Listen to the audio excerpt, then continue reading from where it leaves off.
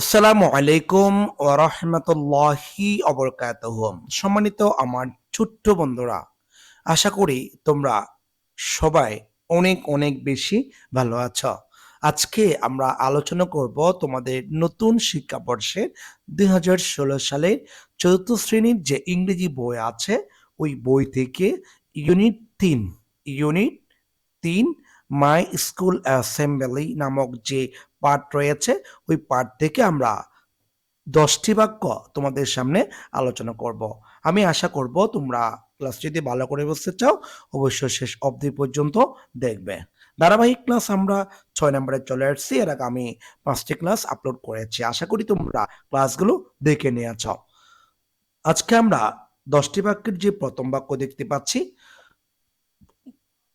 প্রথম বাক্যটা হচ্ছে দ্য স্টুডেন্টস। এটা যেহেতু প্লোরাল, এরপর কি আছে? আর আছে। আমরা জানি কি, সাবজেক্টের পর যদি কখনো টু বি ভার্ব থাকে, টু বি ভার্বগুলো কি কি? যে অ্যাম, ইজ, আর, এই ভার্বগুলো, এই শব্দগুলো যদি থাকে, এরপর যদি তোমাকে গ্যাপ দেয় কখনো কোনো সময়, ওই গ্যাপের মধ্যে যদি তোমাকে ভার্ব বসাতে হয়, সেক্ষেত্রে তুমি কি করবা? ওই ভার্বের সাথে আইএনজি যোগ করবা। তার মানে এই যে এখানে কি কি আছে? সিং, এটার সাথে কি যোগ করবা? আইএনজি। ঠিক আছে? তার মানে the students are singing the national anthem. ঠিক আছে? এরপর আমরা বি নাম্বার দেখবো। বি নাম্বারে দেখতে পাচ্ছি দ্য স্টুডেন্টস, এখানে ভার্বের সাথে আইএনজি আছে, টু বি ভার্ব বসাতে বলছে। দ্য স্টুডেন্ট যেহেতু তোমার থার্ড পারসন প্লুরাল, ঠিক আছে, থার্ড পারসন প্লুরাল আছে, তখন টু বি ভার্ব থেকে তোমাকে সর্বদা আর ব্যবহার করতে হবে। অন্য কোনো ওয়ার্ড তুমি ব্যবহার করতে পারবা না। আর যদি এই বাক্যের মধ্যে অতীত নির্দেশক কোনো শব্দ থাকে, সেক্ষেত্রে তোমাকে অবশ্যই এখানে ওয়ার বসাতে হবে। তুমি আর বসাতে পারবে না। আশা করি আমরা বুঝতে পেরেছি। এরপর দেখব আমরা আরেকটি বাক্য, দ্য স্টুডেন্টস আছে, দ্য স্টুডেন্ট শিক্ষার্থীরা, আর এই যে সাবজেক্টের পর আর আসছে, এরপরে গ্যাপ দিয়ে আছে। গ্যাপের মধ্যে শব্দ দেখতে পাচ্ছি স্ট্যান্ড, আমরা ওই স্ট্যান্ড শব্দের সাথে আমরা কি যোগ করব? আইএনজি। ঠিক আছে? স্ট্যান্ডিং। আশা করি আমরা বুঝতে পেরেছি। এরপর আমরা ডি নাম্বার দেখব। ডি নাম্বারের সাবজেক্ট আছে আই। সাবজেক্ট যদি আই হয়, এখানে আমাকে শূন্যস্থানে একটি টু বি বার ব্যবহার করতে হবে। আচ্ছা, সাবজেক্ট যদি আই হয় এবং টু বি বার যদি বসাতে হয়, এরপর শূন্যস্থানে আমাকে কি করতে হবে? আই এর সাথে সর্বদা এম বসাতে হবে। তার মানে আই এম রাজীব। আশা করি আমরা বুঝতে পেরেছি। এরপর আমরা দেখব ইউ, পরবর্তী বাক্যটা। পরবর্তী বাক্যের সাবজেক্ট হচ্ছে ইউ। ইউ কোন পার্সন? Second person. ইউ যেহেতু সেকেন্ড পার্সন আছে, আমাকে টু বি বার ব্যবহার করতে হবে। তাহলে সর্বদা আমি ইউর জন্য কি বসাতে পারবো? আর। ঠিক আছে? ইউ আর হবে। ঠিক আছে?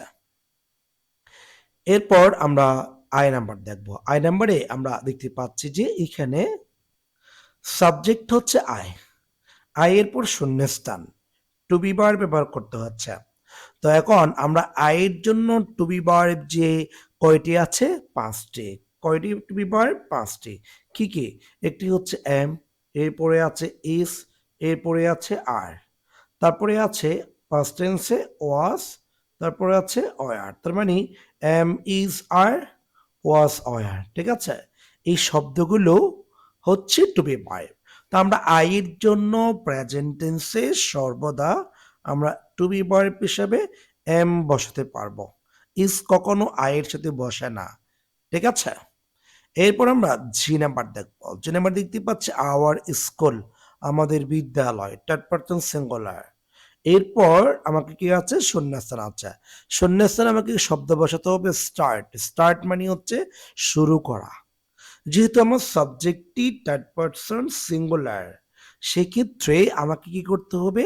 এই শব্দটা যখন আমরা এই জায়গাতে বসাবো, এটার সাথে আমরা এস যোগ করতে পারি। স্টার্টস কেন? সাবজেক্টটি থার্ড পারসন সিঙ্গুলার, এই জন্য মূল ভার্বের শেষে এস বা ইএস যোগ করতে হবে। আশা করি আমরা বুঝতে পেরেছি। এরপর আমরা আই নাম্বার দেখব। আই নাম্বারে দেখতে পাচ্ছি সাবজেক্টটি হচ্ছে থার্ড পারসন সিঙ্গুলার।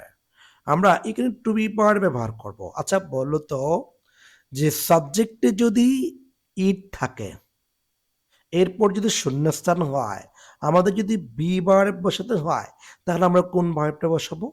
আমরা যদি প্রেজেন্ট টেন্সে থাকে আমরা সর্বদা ইজ বসাবো, আর যদি পাস্ট টেন্সে থাকে সর্বদা আমরা ওয়াজ বসাবো। বিশেষ করে ইটের সাথে ইজ হয়, ইটের সাথে ওয়াজ হয়, অন্য কোনো শব্দ তো বসবেই না। এরপর আমরা সর্বশেষ আজকের ক্লাসের যে বাক্যটি আছে সেটি দেখব। এখানে লেখা আছে এভরি ক্লাস, ঠিক আছে? এভরির পরে নাউন আছে।